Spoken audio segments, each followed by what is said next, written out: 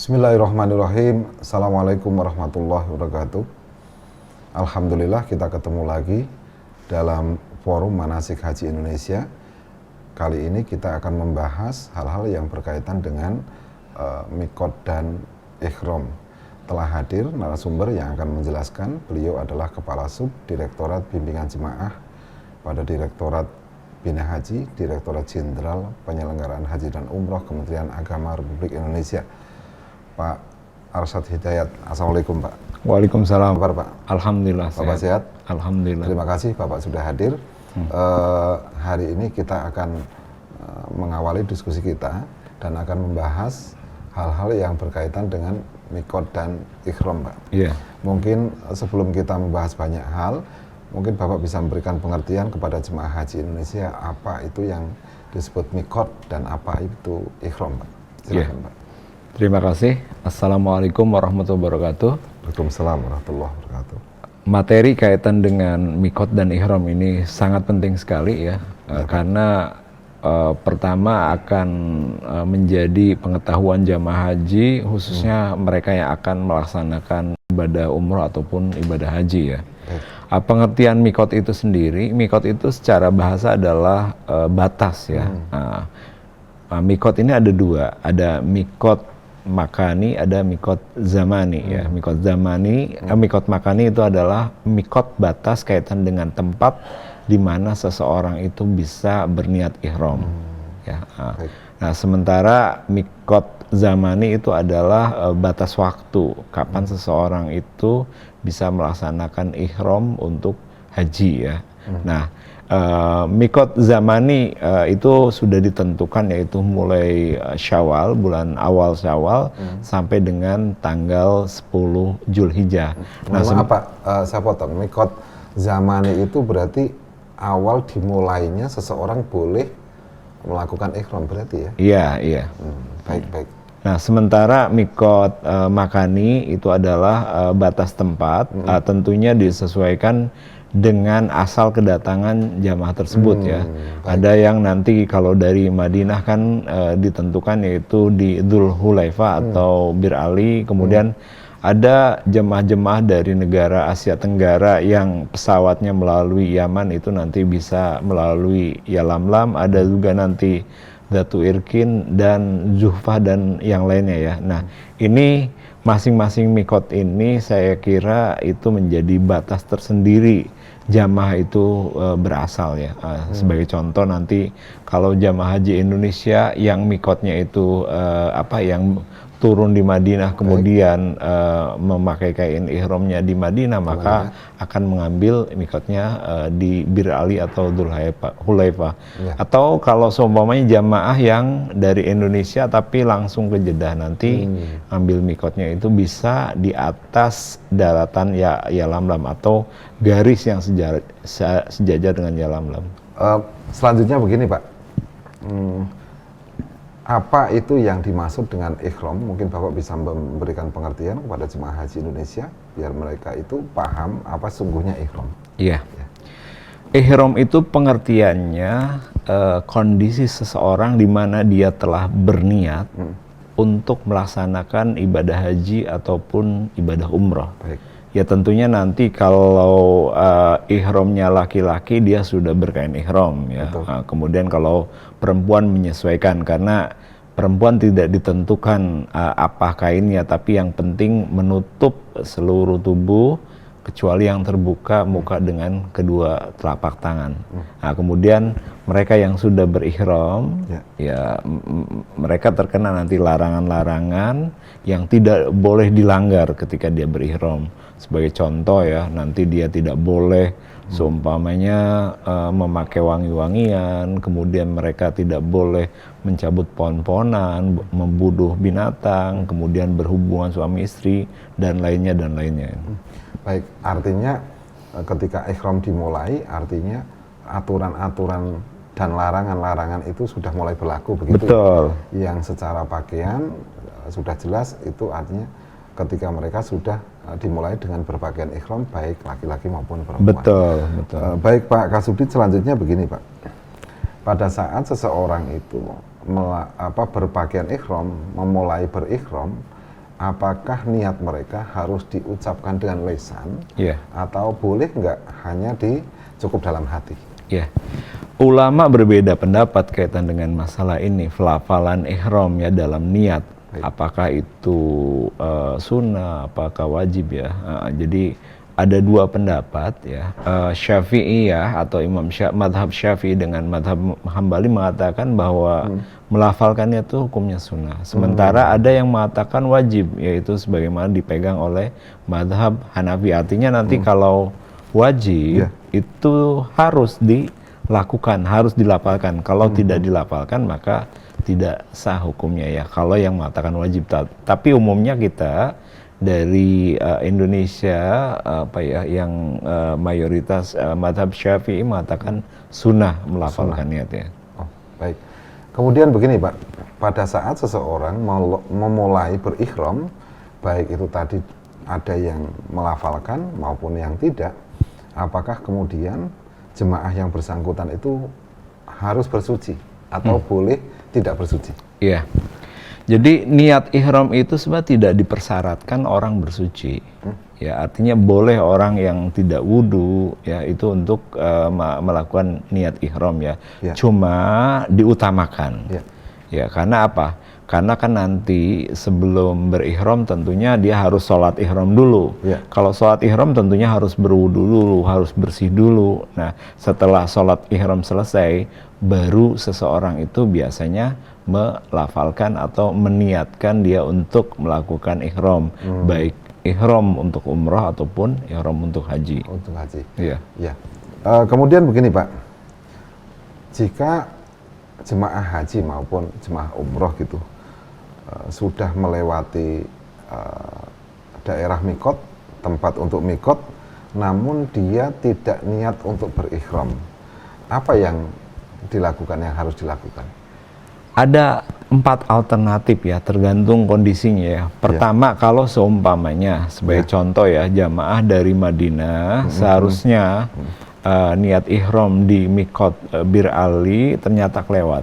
Nah, kalau seumpamanya kelewatnya belum begitu jauh, ya cari alternatif termudah ya kembali ke mikot awal, ke Bir Ali, artinya bis kembali lagi ya. Nah, kalau seumpamanya sudah begitu jauh, bahkan mungkin sudah mencapai lebih dari 250 kilo sampai 300 kilo, nah itu ngambil mikot yang sejajar dengan zuhfa, atau istilah dalam fikih itu muhadah, menarik garis lurus dengan mikot zuhfa, itu boleh. Diperbolehkan ya? Diperbolehkan. Nah, zuhfa ini kan jaraknya saya kira sekitar di atas 100 kiloan lah ya, 100 kiloan dari kota Mekah, sebelum kota Mekah. Nah, ada lagi kalau seumpamanya terlanjur sudah masuk ke Mekah, ya terlanjur sudah masuk ke Mekah, maka jamaah haji bisa keluar mengambil mikot yang jaraknya itu 2 marhalah. 2 marhalah itu jarak sekitar 89 kilo atau 89 setengah lah. Ya, artinya nanti keluar ke Jeddah atau ke arah Madinah yang jaraknya itu dua marhalah ya. Nah, itu yang ketiga ya. Atau yang keempat, ada pilihan lebih mudah lagi, tapi ini ada konsekuensinya, tentunya terkena dam. Jadi dia tidak perlu keluar dari Mekah, dia cukup berniat ihram dari hotel tempat tinggalnya, kemudian langsung melaksanakan umroh atau melaksanakan pokoknya sesuai dengan niatnya ya. Nah, tapi dia dikenai sanksi, yaitu harus membayar dam dengan memotong seekor kambing. Ya, jadi 4 pilihan itu saya kira secara hukum sah, tinggal dipilih sesuai dengan kondisinya masing-masing. Ya. Kemudian begini Pak, yang tadi Bapak sampaikan itu biar jemaah kemudian mengaca atau belajar, pernah nggak terjadi hal yang tadi Bapak sampaikan, ada jemaah haji kemudian sudah melewati mikot, dia tidak berikhram, kemudian dia mengambil salah satu alternatif tadi. Nah, lazimnya itu apabila pernah terjadi yang dipakai yang mana gitu loh. Alternatifnya kemana? Apa balik lagi misalkan yang gelombang pertama ke Bir Ali atau kemudian tadi itu yang sampaikan ke Bapak? Ya tergantung kondisinya masing-masing ya. Seumpamanya kalau kondisinya tadi lebih dekat ke Madinah ya kembali ke Madinah ya. Tapi ada juga sih jamaah yang sudah nyampe Mekah ternyata memilih untuk kembali lagi ke Mikot Bir Ali yang jaraknya itu 450 kiloan. Tentunya ini sangat jauh sekali ya. Nah, kalau pihak perusahaan transportasi bis yang mengantarkan dia istilahnya memberikan kesempatan, saya kira tidak ada masalah. Tapi kalau seumpamanya pihak perusahaan mengatakan saya tidak bisa lagi membiayai atau memfasilitasi untuk kembali ke Bir Ali, nah ini yang saya kira menjadi masalah. Saya kira pilih pilihan yang paling mudah dan bisa dijangkau tadi, mungkin ke dua marhalah ya. Dua marhalah itu jaraknya 80 atau 90 kiloan ya, yang notabene mungkin di bawah jarak Zuhfa yang melebihi 100 kiloan. Tadi kan ada pilihan juga Zuhfa. Betul. Yang garis lurus dengan Zuhfa ya. Tapi ini kan di atas 100 kiloan. Makanya pilihan tadi saya kira keluar ke mikot yang jaraknya di atas dua marhalah, yaitu saya kira secara hukum sah, tidak ada masalah. Gini Pak, ya saya kira memang jemaah perlu pahami ini supaya kemudian jemaah kan begini Pak, kalau dia harus misalkan nih ternyata terlupa tidak mikot di Bir Ali, dia harus berkeyakinan kembali ke Bir Ali, padahal kan itu menguras tenaga, nanti berpengaruh ke kesehatan dan sebagainya. Itu mungkin yang pesan kami ingin sampaikan. Kemudian selanjutnya begini Pak, kan tadi Bapak sudah singgung secara implisit bahwa ada jemaah kita yang mikotnya itu di Yalamlam, itu bagi jemaah haji Indonesia yang berangkat pada gelombang kedua, begitu ya Pak? Yang gelombang pertama untuk diketahui para jemaah sekalian itu seluruhnya mengambil mikot di Bir Ali karena turunnya di Jeddah. Tapi kemudian begini Pak, apabila ada keraguan-raguan dari jemaah pada saat di Yalamlam itu karena kecepatan pesawat begitu tinggi begitu, bolehkah kemudian dia memantapkan atau mengulang mikotnya itu di Bandara Jeddah? Iya. Emang fatwa MUI pernah menetapkan bahwa Jeddah itu sebagai salah satu lokasi mikot niat jamaah haji Indonesia. Bahkan ini juga saya kira kita pernah membaca juga referensi dari fatwa ulama Arab Saudi mengatakan bahwa Bandara Jeddah ini sebagai mikot jamaah haji yang datang dari luar Arab Saudi ya. Nah, ada juga yang mengatakan kalau seumpamanya sampai terlewat tapi masih di sekitar Jeddah, selama itu masih dalam jarak 2 marhalah atau 90 kilo dari Mekah, itu bisa di sana kita berniat atau menjadikan tempat itu sebagai mikot. Ya, artinya ada beberapa pilihan lah ya, di bandara atau di daerah lain selama daerah itu punya jarak 90 kilo dari kota Mekah. Baik Pak, terima kasih. Kemudian begini Pak, ini yang paling banyak pertanyaan dan masalah itu seputaran jemaah haji wanita.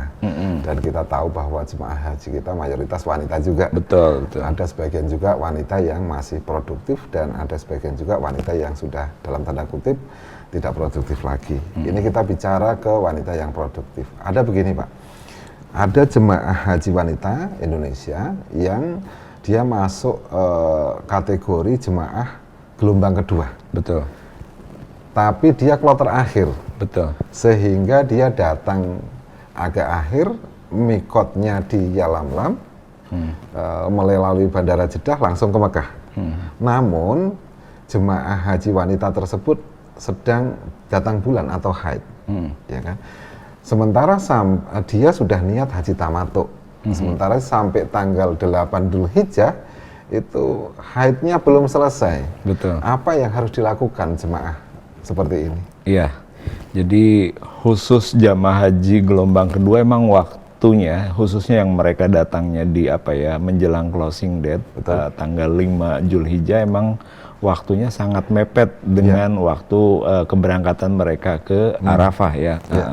Nah ini emang sangat sangat sulit sekali perempuan untuk, apalagi mungkin dia punya jeda waktu, biasanya berhentinya haid itu 7 hari atau sesuai dengan kebiasaannya. Nah kalau itu terjadi, maka boleh ya, boleh wanita haid tersebut untuk merubah niat ya, niat ihram tamattunya tadi menjadi mungkin kiron atau ifrad. Artinya jadi pada saat itu dia tidak terkena kewajiban untuk menyelesaikan umroh dulu. Jadi dia bisa melaksanakan haji dulu baru umroh, ataupun sekaligus kiron ya. Jadi haji dengan umroh ya. Nah, yang bersangkutan karena tadi merubah niatnya, maka dikenakan dam dengan menyembelih kambing ya, karena ya dianggap mungkin merubah niat dari yang tadinya tamattu menjadi ifrad ataupun kiron. Selanjutnya begini Pak, ini masih seputaran jemaah haji wanita. Ada jemaah haji wanita yang kebetulan pada saat dia berangkat haji itu sedang datang bulan, sedang haid.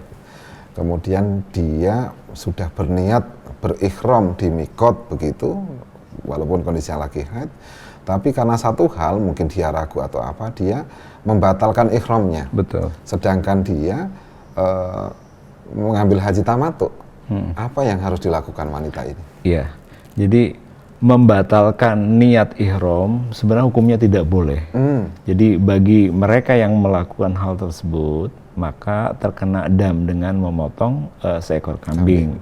Ya, jadi itu prinsip hukum utamanya. Nah sekarang kalau bicara kaitan dengan perempuan haid, ya, perempuan haid itu sebenarnya tidak menjadi penghalang dia berihram atau niat ihram.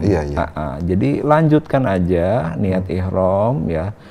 Kemudian setelah itu datang ke Mekah ya, lakukan seluruh ibadah kecuali tawaf.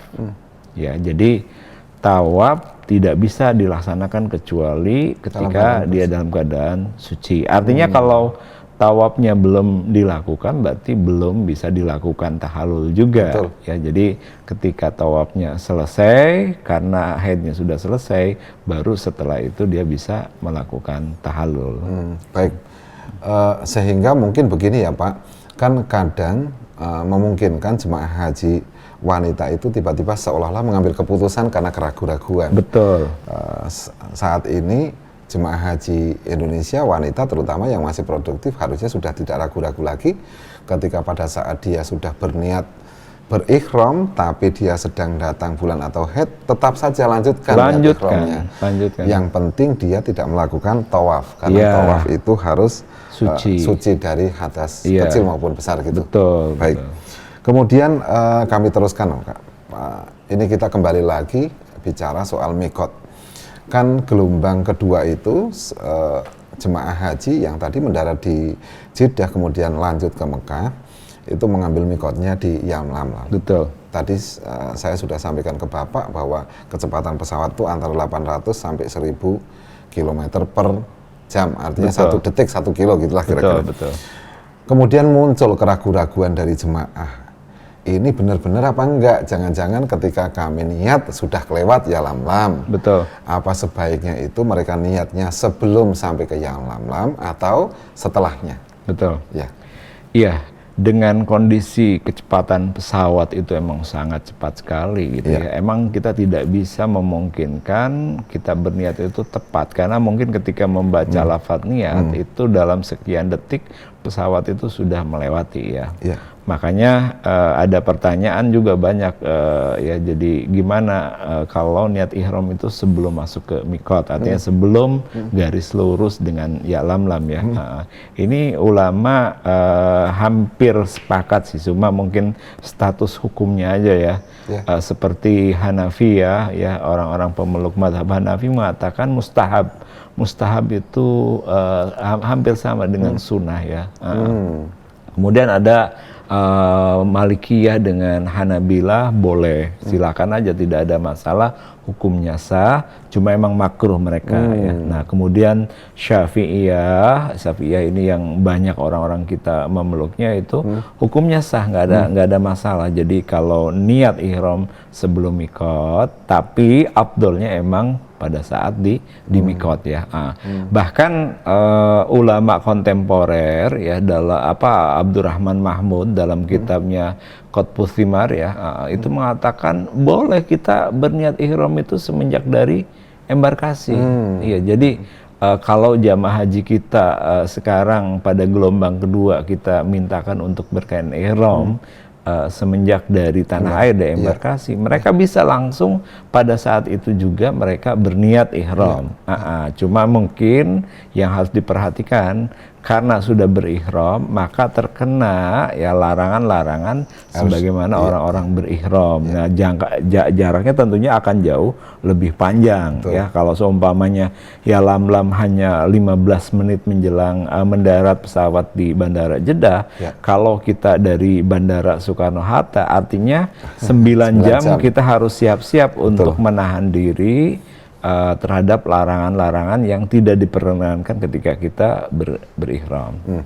Baik, kemudian begini Pak, saya masih akan ke permasalahan jemaah wanita, karena saya ingat begini Pak, tadi itu ketika jemaah haji kita itu banyak sekali jemaah yang wanita dan masih dalam usia produktif, memungkinkan ada jemaah yang berhaji sedang haid, sehingga dia ketika melewati mikot yang harusnya berihram, dia tidak lakukan itu, dan dia itu enggan untuk konsultasi, begitu Pak. Apa yang harusnya wanita seperti itu lakukan? Orang yang datang ke Mekah dengan niat haji atau niat umroh wajib hukumnya. Wajib hukumnya dia berihram niat pada saat di mikot ya. Nah, termasuk juga saya kira wanita haid tadi yang tadi disampaikan ya. Nah, jika dia masuk ke Mekah kemudian dia belum ya, atau dia tidak berniat ihram ya, sementara tujuannya haji dan umroh, maka dia kena dam. Dia harus memotong kambing ya, kecuali kalau dia langsung inisiatif keluar mikot 2 marhalah ya, jarak 2 marhalah 90 kiloan dari dari Mekah ya, kemudian berniat ihram di sana, ihram haji atau umroh, maka dia tidak terkena dam ya.